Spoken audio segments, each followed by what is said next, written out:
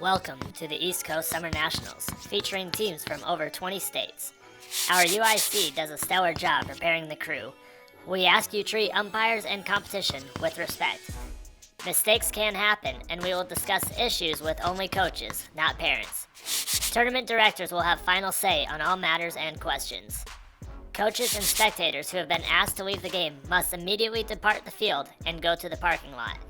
The ejected individual must sit out the next game. Should an ejected coach or spectator not comply, begin to verbally or physically contest the ejection, the site director has the right to forfeit the game. Triple Crown is not a sanctioning body, but in several events will follow basic National Federation of State High School Association of Softball rule with a few following modifications. While the pitcher takes the signal, her stride foot may be on or behind the pitcher's plate as far back as desired. Once the pitcher initially sets the toe of her stride foot, she cannot move it to increase the distance behind the pitcher's plate. In addition, the pitcher must take or appear to take a signal while in the pitching and signal taking position. Intentional walks, all pitches including a pitch out must be legally pitched to the catcher. The ball is live. Courtesy runner. We will be using the written NFHS courtesy runner rule, which states the courtesy runner must be an eligible sub which has not been in the game at any capacity. Teams may use an extra hitter, an EH, anywhere in their lineup along with the DP and flex. You can bat a maximum number of 10. Run rules and game times.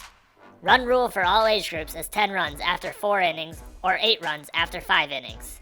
Bracket play tiebreaker is the international tiebreaker. Game time limits are 1 hour 30 minutes. Finish the inning. There is no time limit for championship games. Each team for 14U to 18U only will receive one cross-pool matchup game. The game will in no way affect the team's pool play seeding. These games are a great opportunity to get players playing time in front of college coaches with no fear of it counting against your record for seeding. Matchup games can end in a tie. Box bracket pool play. The pool play portion of the event will consist of 4-team pools and will have 2 games to determine the team's pool seed. For example, teams winning their first game in the box bracket will move to the right and play each other to determine the first in pool and second in pool seed, while teams losing their first game in the box bracket will move left and play each other to determine the third in pool and fourth in pool seeds. Smaller double elimination brackets.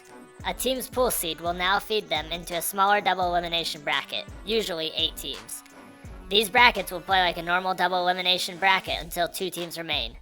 The teams that remain will be the undefeated team from the winner's bracket and the final team remaining from the loser's bracket.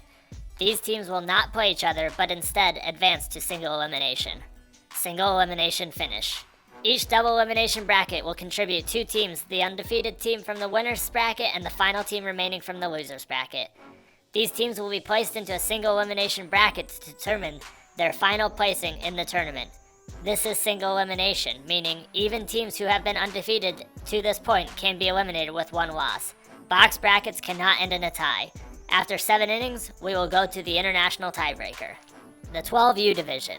Each team will have at least 3 games in pool play, which will send them into a double elimination bracket. This division will pitch from 40 feet. A coin flip will determine home teams. Triple Crown will provide game balls. This is a no protest event. The exception will be an illegal player protest. There is a $100 protest fee. No player can play once they have entered college. No player can play on 2 rosters during this event.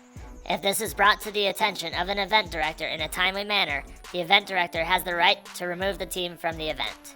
Dugouts. The team listed first in pool play or on top of the bracket will occupy the third base dugout unless playing in back-to-back games. Umpires will have 1 scorecard at the beginning of each game given to them by the TC site director. Coaches are to verify the score after the game.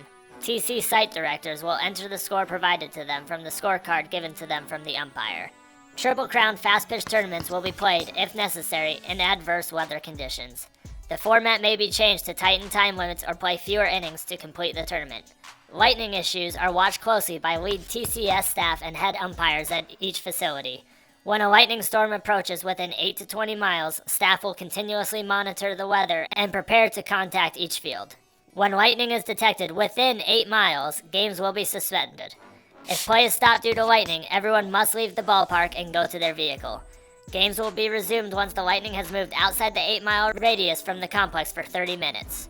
Please note that lightning can be visible in the clouds over 20 miles away and does not on its own necessitate the suspension of play. Weather updates and pocket updates. Make sure to download the Event Exposure app and follow your team to be sure you receive all important information such as schedule changes and weather updates. If you would like to order an NFHS softball rulebook, you may do so by going to nfhs.com and selecting the 2023 Softball Rules Book. Triple Crown Sports does not receive any portion of the cost of the NFHS rulebook.